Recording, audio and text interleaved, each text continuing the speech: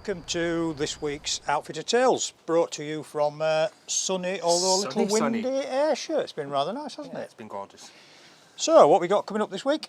So we've got Mick doing some squirrel hunting in Cumbria. Yeah, got you setting up my new rifle. What we're doing this week? That's it, yeah. That's your little thing. Well, So what are we doing this week? What have you been up to? Well, I've been working, me and Steve. We've been down in Bedfordshire. We've been in... Have you heard this? Working. Where have we been? We've been driving on your down... holly bobs again with Steve. Working on a fallow clip. Well, I've been working. Well, you have, right, yeah. sorry, We've been working, yeah. So working on a fallow clip. Then down to see Matt and Sarah at Holland's Country Clothing. Yep. Then down to see Childers at Bedford HQ to just help him out with the last of his Chinese water deer cull, and then flicking back up here, and this week getting the polytunnel ready for the new skin. That's your job for this weekend, isn't it? If the wind doesn't blow, because a 60-foot polytunnel polythene in a strong wind ends up with half of us in the Clyde.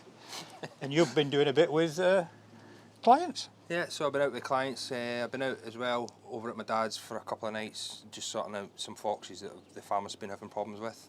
That'll be coming up. And that'll be in coming a up in a future episode, and some rabbits. So yeah, that's all we've been up to. Yeah. Right then, first clip. Me setting up your rifle. Here we go, guys. So just a quick run through of adding the Tier 1 tactical bipod onto the sling studs. So this little black piece here fits, which has a hole in it, fits over the top, and this metal bar then goes through your swivel stud, so it's locked in place like so. Then the next thing we do, so if you want your this part here at the rear here is actually for another sling attachment, so we place that over there, and we have this piece here which will tighten down on top here like so.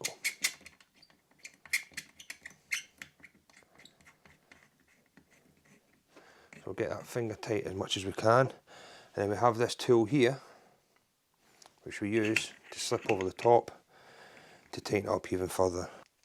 And I'm just going to use a lever to make sure this gets tightened up, because you don't want this coming loose, because this is where your bipod's going to attach to the actual rifle, so you want that nice and secure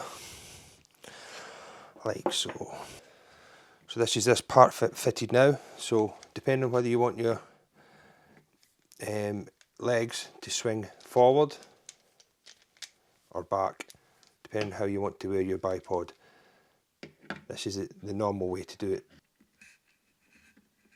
Bipod on where we want it. Push this bar through, make sure it locks in place, and then this gets tightened down like so. And again we have another little tool here just to tighten things up a bit. Obviously the sling and the bipod you want slightly tighter than finger tight. Next thing to do now is put the Tier 1 rings and scope on. For this rifle here, we've only got a 50mm objective lens on the scope, so we're going to use the lower Tier 1.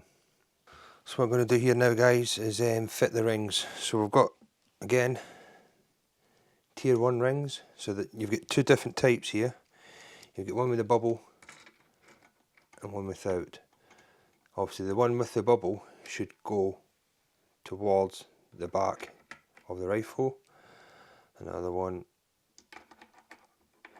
towards the front. We just need to make sure that we locate each part correctly. In the box you get your own little sort of posi drive type stuff that fits these exactly, so you won't be doing you don't have to find separate Allen keys or anything. So what we're going to do is we're just going to finger tighten these at the moment, just so that they're there, and then we're going to loosen off these ones on top. I wouldn't advise doing this on the range or anything, because these screws, once you lose them, they're quite hard to get hold of. So always do it in an environment where if you drop something you're not going to lose them.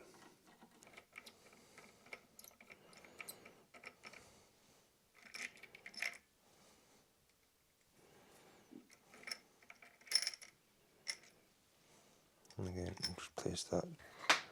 So this is the Spectra 6X, so it's basically 6 times zoom, but it's only got the 50mm objective. I know Chris likes his 56, but this is more than adequate.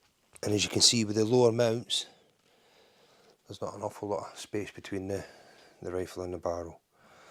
I'm just going to replace these, and we're just going to do these to finger tight. In fact, not even finger tight, we'll keep them a bit looser. Just so we've got some travel on the scope if required.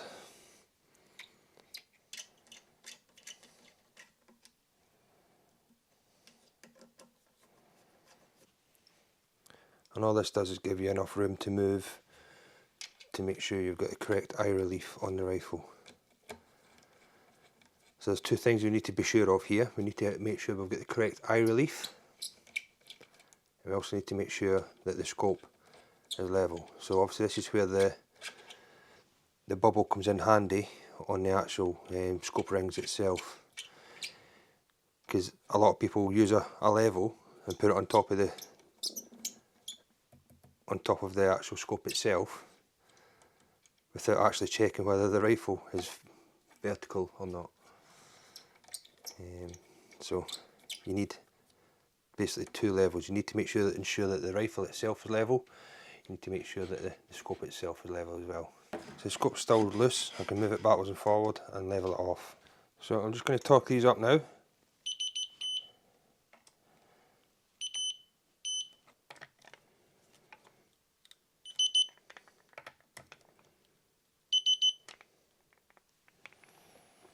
And there we have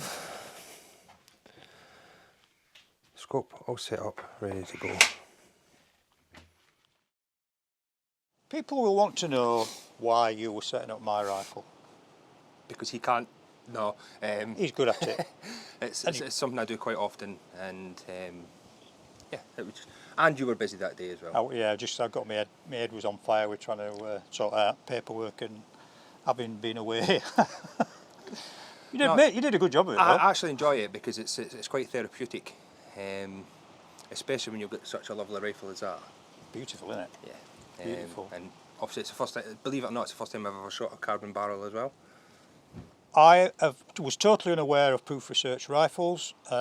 Never even I've been working as an outfitter for over 20 years, and I've seen or had guests with just about, like you were picking up now rapidly, just about every combination of bullet and weapon and all that. But I've never seen one of these before. But what an absolute! I've got two Proof Research rifles, so I haven't really got hands on properly on one or the other one yet. But this one I've used now a bit, and it's as sweet as a nut. And this one is the Elevation Mountain Tactical Rifle. It's an absolute beaut, but it's no good me talking about it because you're going to see it in use an awful lot. Yeah, fallow Chinese water deer. So And we went out with the other day there as well, didn't we? With crack on. So I mean that will have already featured that before this week actually. So that'll be the kind of setting the rifle up has come after actually using the rifle, but that's just the way it fell. Yeah. But obviously, guys, you need to appreciate that Easter's coming up as well. Well, obviously, you're probably in the Middle East now, but a lot of the guys that are doing the editing and stuff go on leave, so we have to get all this pre-filmed beforehand. Hence the reason why we'll be cutting about a little bit. So apologies. It doesn't matter, does it? As long as we get it covered. One thing I've got to do at this juncture is, rather than leaving it to the end, as I've been told by our social media gurus, is we have a lot of really good sponsors with us on the show now. We're going to be featuring those over episodes. So we've already done Matt and Sarah, and we're doing a little bit more with Highland Outdoors, etc. So we'll be covering those guys. But we all need to see a return on the amount of money being invested, which really requires people to subscribe. So one of the key things that you can do for us, if you've got a friend, hunting, shooting, orientated, whatever, who might be interested, then please give them a prod, him or her, them, and get them to subscribe, which costs nothing, but it means a lot to us because we need to increase the reach of these programmes. Yes, guys, so share. When we do the old like, follow, share. That's the one. share is quite important, because Yeah, obviously we need very, to get very. And subscribe. if you're enjoying it, obviously if you're enjoying the show, guys, get it out there. Yeah. And it means we can bring you better shows, basically. So, At the end of the day. coming up, So next we have Mick. Mick. So Mick doing his squirrel bashing. Here we go.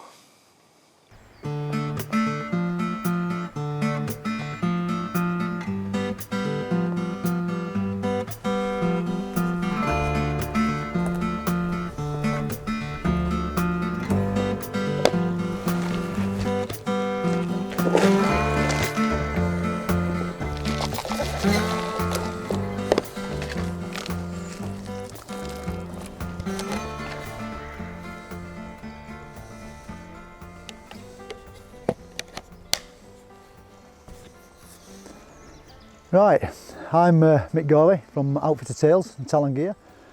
We're here on one of my permissions today, and this is just one part of it. This is an actually sponsored feeder and camera. One of the local schools were that interested, we did a talk for them, and we explained to the kids and the teachers what we were doing and what we're trying to achieve in the area, and they was quite keen to be really involved, so they actually bought themselves a feeder and a camera. And it's really good to have that support, so we've got the support from the local community to keep the group going and do what we're doing and keep on top of the greys and keep the reds surviving. I've taken quite a few greys from this next area, and I thought it was on top of it. There's another one showing on the camera. They always come back in again, so it's a never-ending job. But we've got this red looking very sickly, and there's a grey in the area as well. It looks like a big female. Hopefully we're going to catch up with that this morning.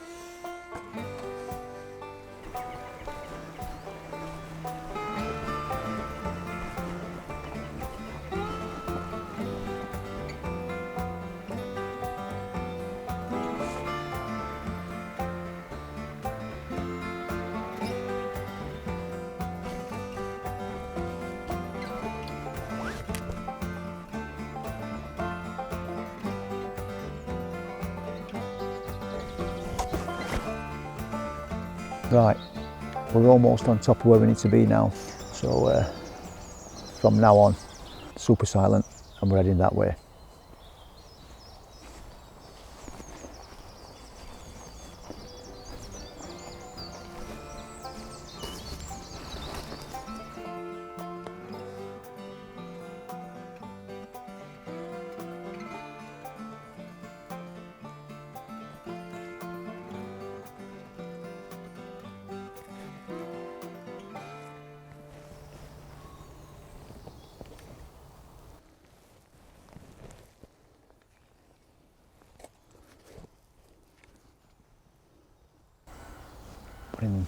We're in the vantage point now. This is the fallen tree.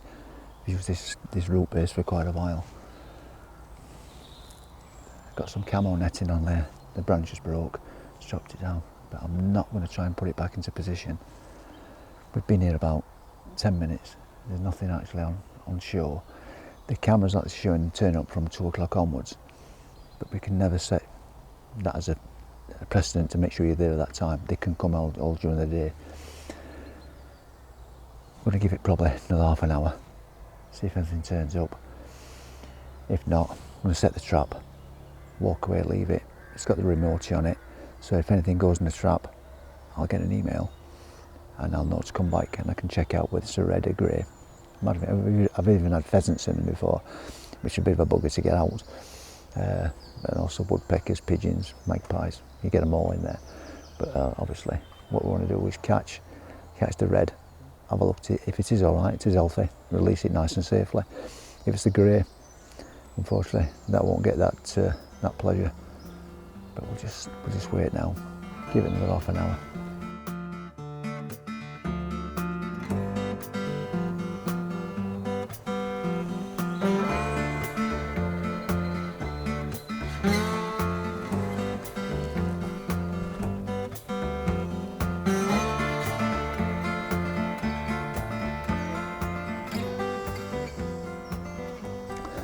Right, we've given it half an hour.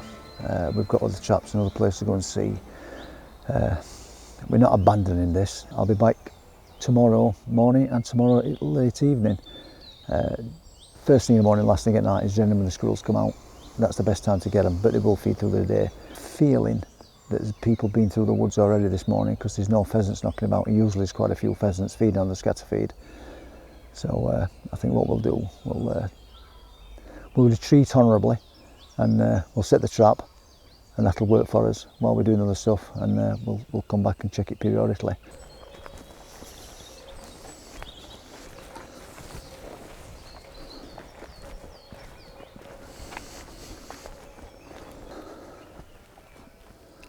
I don't know if you can pick up on this, but you see we've got sunflower seeds that's been shelled. This was topped up yesterday, up to the brim. It's probably a third down now. I don't know if you're picking up on that. You can see the marks on the top. That's where the squirrels lift it up with the head and they mark it. But we'll top this up and we'll put a trap on here. Camera will monitor it. The remote is going to be on it. So right, we'll set about getting this trap sorted. This is the position we're going to put the trap. What I'm going to do, I'm going to use some all-round band around the cage, top and bottom. That'll work there. So obviously they know where the feeder is. This will encourage them. The squirrels are quite inquisitive by nature, and it's quite often you'll get squirrels going into the traps without even putting any bait in there. But we'll put bait in there and we'll just make more enticing for them. Looking good. Right, that's all on. As you notice, we've got a cover on this. It's all part of our the Pennington District Red Squirrel Group protocol that the traps should be covered and they've got a base on them. The cover is to protect them basically. Okay, they're going to be dealt with appropriately, but they don't deserve to be miserable before that. So that's to protect them from the weather, and obviously if you get it ready in there, you want to protect it anyway. So that protects you from the weather, the sun, the rain. It's just like I say, it's part of the protocol that we've got set up for the group. Right, this is the remote unit I was telling you about. It's an electronic device. It works on a magnet situation. So this feed, we put some feed in the trap. Squirrel comes along, there's a little flap door in the back. That gets knocked down. Trap shut. Squirrel's trapped inside. The magnet pulls off that, and that, after a few seconds, sends me an email. It lets me know that trap number R18, which is 630, has been activated at such a time, and obviously I need to get myself in gear and get up here and get it checked out. Like I say, it could be a grey, it could be a red, it could be a pheasant, it could be a pigeon, it could be a magpie. Woodpeckers are little buggers for getting in there. They're always in there, but they always get let out. The only things that don't make it out are the grey squirrels. So that's basically it. It's an easy way to set them. Lift the lid up, magnet back on.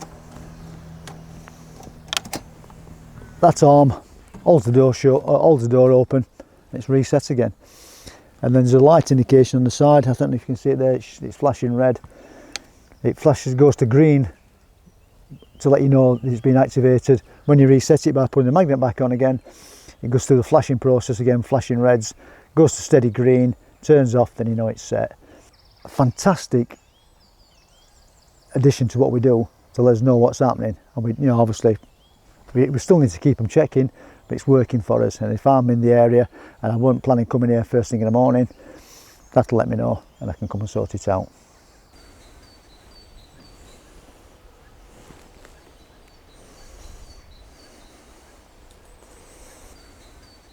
We've completed the task for this morning in this area. Unfortunately, we didn't catch up with the grey and we didn't get a chance to have a look at the red. But we've done everything we need to do. We've got the trap in place, we've got the remote in place, the camera's all set, the feeders are topped up, so hopefully, I'm thinking by tomorrow we should have got something in the trap. I'd like to think we'll get the red to have a look at it, and I really would like to get the grey to get that out of the picture.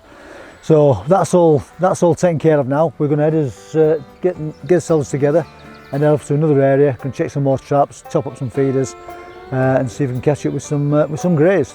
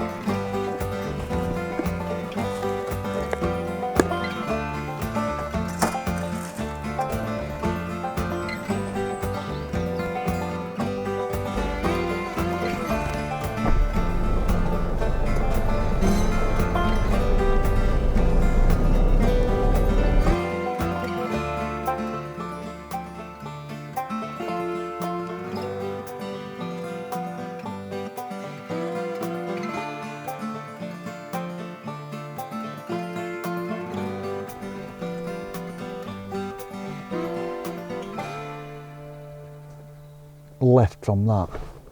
There's like two spindly trees shaping a V. There's something on the ground down there.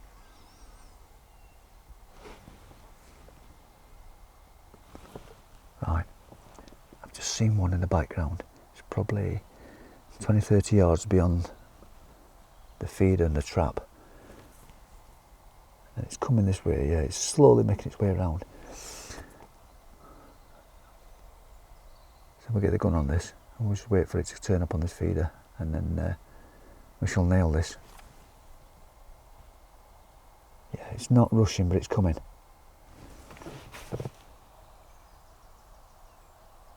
Right.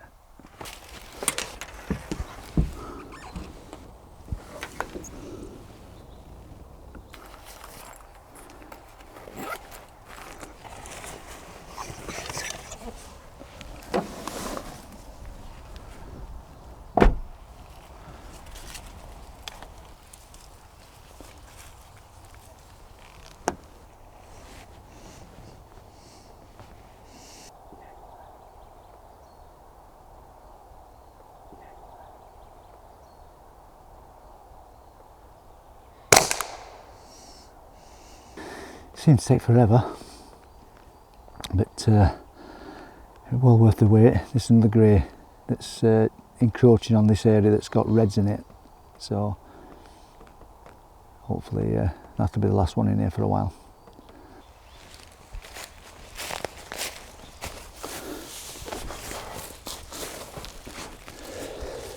Right, female, looks like it's feeding youngsters.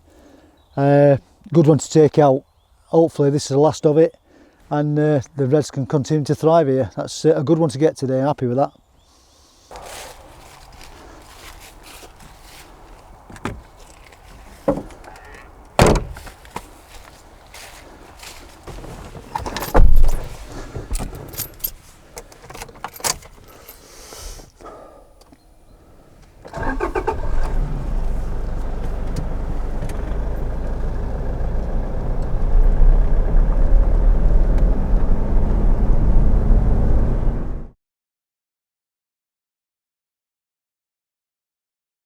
We've managed to trap the grey. I'm not sure if you can see him in there. There in the bike, not very happy. But anyway, a bit of a success story. The red, unfortunately, I've not seen it, but a member of the public has found one. Sadly deceased on a footpath, went the other side. From the picture I've seen, it looks like it's the same one. This is what we get reds mixing with greys. There's generally only one outcome, and this is what we've got to get people to understand. The greys have got to go if we want to keep the reds. I'll pick up that red later on. She's put it somewhere safe, so we'll have a look at it and I'll try and identify it from the photographs we've got. But success, we've got this one. This one will soon be dispatched. I'd not met Mick before. I met him down at the Great British Shooting Show actually. Nice guy, real great addition to the team, I think, and I really like what he's doing. Grey squirrel control. I do my own thing here because we've seen that, haven't we? We've seen a lot of that. We're right on the edge of there's a few reds here, red squirrels here now, but less than when I first came. But I never saw a grey squirrel here 20 years ago. I would never have seen one, and then we started to get one or two, and I'm pointing over here because the hen runs over there, and the feeder, it's like a feeder that the hens peck at, like a pheasant feeder with a spiral. And about this time of year now, we'll get one or two coming to it, and it's sort of coming up to the hens, and I'll see a squirrel knocking around, and then I'll knock it off. So I'm doing my own bit for grey squirrel control, but not in the same league as Mick. It's quite important, isn't it? Very important, absolutely very important. They're on about doing a bounty at one point for the squirrels. They do offer a bounty. I know that when I was did a bit of stalking up on Luss Estate. Luss is one of the which is on the edge of Loch Lomond. So when you go up the side of Loch Lomond, that's Luss Estate on the left-hand side. It's about 50,000 acres, beautiful estate, lovely stalking actually. And with the previous head keeper there, I spoke to him quite at length, and they actually got funding for a part-time student or trainee to work with them during the summer months, and I think it started in March, and ran a trapping line, and I think he ran 200 traps, around the side of Loch Lomond, which was effectively trying to act as a buffer to catch the greys, and that ran right through the season. So I don't know whether that still is funded. I believe it is. So there is a lot of effort going in to try and protect these little strongholds. So I mean, any little bit that anybody can do, I think it's useful. So get out in your gardens, guys, with your 8 rifles. Yeah. As long as your pellets are not leaving the border of your property. Be safe, all that. And legal. Yeah, keep it legal. But yeah, it's good. It could be good to see.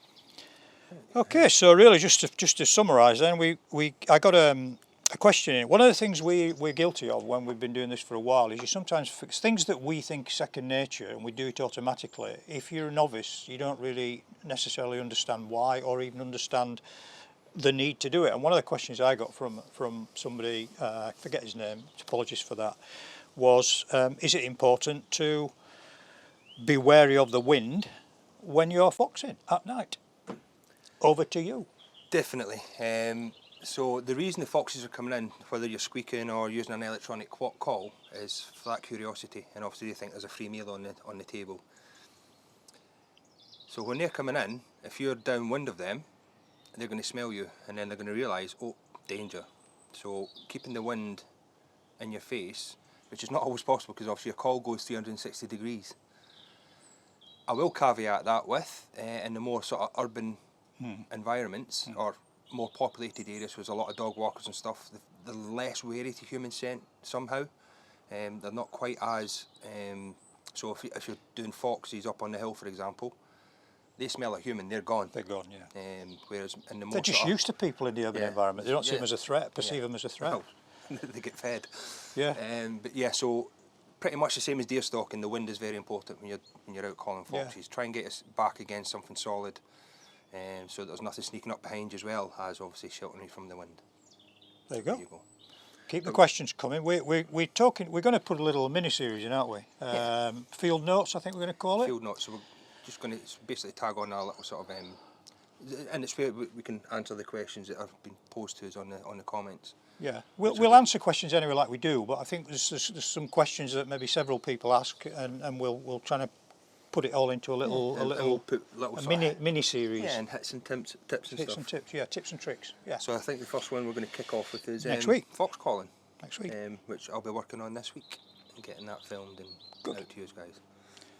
Right, that's about it then. Yep. So without any rambling, and please keep the subscribing and the liking going. And the comments and questions. And the comments. And it's a good night from me. And it's a good night from him. And as always, watch this space. Cheers.